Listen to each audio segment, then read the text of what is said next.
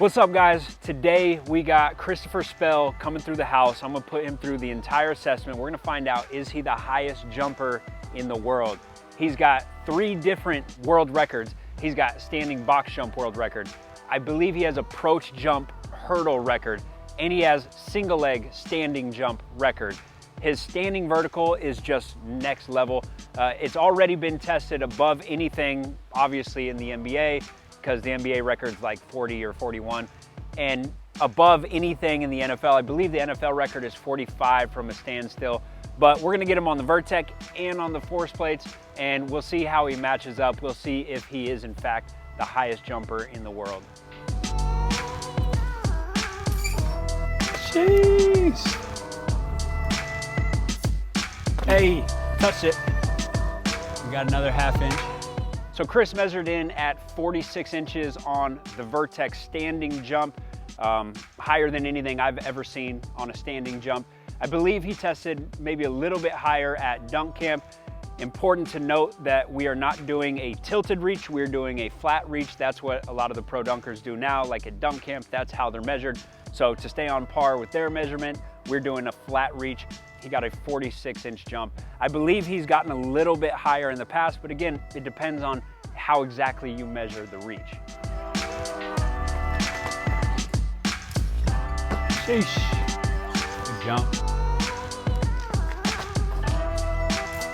Oh my gosh. Good jump. Chris's approach jump off 2 feet, we got him at 49 inches. I believe he hit a 50 at dunk camp, but 49, his body's not feeling perfect today. He's outdoors, he doesn't have the same hype as having a whole crowd watching him. So I do believe that under the right circumstances, he could definitely hit a 50. But like I said, today he's a 49. That is still insane. So that does not break our approach jump record, but to have a 49 and the 46 standing, he's trending towards being the best overall jumper I've ever seen. Let's find out what he can do off 1 foot. Jeez. Oh my gosh. Good jump. So that's one of the craziest things I've ever seen. He just jumped the same off 1 foot as what he did on 2. Chris is what I consider to be on the tiger side of the spectrum, which is like more muscular force, more deep ranges of motion. You can see in his standing vertical jump, he wants to get into like a full deadlift position. And for a muscular force-based jumper, usually they're really bad off 1 foot. And he just hit 49 inches off 1 foot. So he's got a little bit of gazelle in him.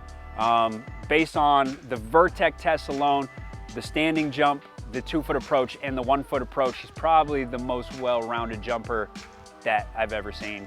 That's just insane. Jesus. Floated. Jeez. Good jump. Oh my God. Just got done with the force plate test. He did not get over a meter, but Chris actually sent me a video of him getting over 1 meter on a force plate, which is unheard of. When you hear somebody say, oh, I got a 45-inch vertical, 50-inch vertical, that, like a force plate you've never seen above a 40. It does not happen. And so Chris has hit above a 40-inch vertical on a force plate, which is measured by impulse. So we're not talking about hang time. We're not talking about relying on your standing reach, and your vertical numbers are way, way, way lower on a force plate than they are on a Vertec or on a just jump mat. So when somebody says they have a standing 40-inch vertical on a force plate, that's like 30 inches. Like you don't see 40s. So Chris actually sent me a video, I'll post it here, of him getting above 1 meter, which is insane. Today he did not get it, but we still got some good data and kind of found some areas where he could potentially improve a little bit. One thing that stood out to me is on his pogo. We do a 4-jump pogo repeat test. What we're looking at is the reactive strength index, which is basically the jump height divided by the ground contact time. So there's 2 ways to increase that. You either jump higher or you get off the ground quicker. And Chris hit around a 3.5. Not only the peak like on his best jump, but his average on all 4 jumps was around 3.5. So that's pretty good. 3 is considered really good. He's up at a 3.5. Typically, more of the bigger guys and the more muscular driven guys are really bad at RSI. This is like a gazelle thing. Guys who are pretty thin and springy off the ground are really good at this. But Chris is still able to get off the ground quick and still get a really good jump height. He could improve that. I think with some work, we could get him up to 4 for sure. But overall, 3.5 is a really good score, especially for more of a tiger type of athlete. All right, guys, after today's assessment, I'm pretty confident saying I think Chris is the most well-rounded jumper I've ever seen. I've assessed the top NBA, the top pro dunkers. I think from a standpoint of standing vertical jump and approach 2-foot vertical jump and 1-foot jump, RSI on the pogos, I think he has it all. People forget that jumping isn't just jumping. Each individual jump is its own skill. So like you'll have high jumpers, right? Olympic level high jumpers who got the best single leg approach jumps in the world. And their standing vertical jumps could be 30, 31. Right? Nothing that impressive. And so it's all its individual skills. So when you're good at all of these things across the board, it's pretty incredible. He is on the tiger side of the spectrum, just like pure power output, but he jumps off 1 foot really well. And so his 1 foot is the same as his 2-foot approach.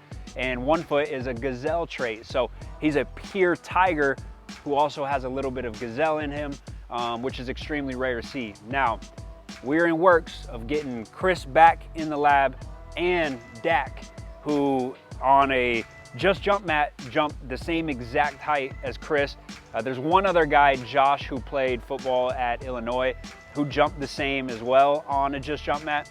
So those 3 guys, from a standing vertical jump perspective, I don't think there's anybody in the world right now that jumps higher. So we're gonna try to get Dak and Chris in here and we'll battle it out and see who has the highest standing vertical jump. So I'm gonna work on that. I'll keep you updated. Let's get it.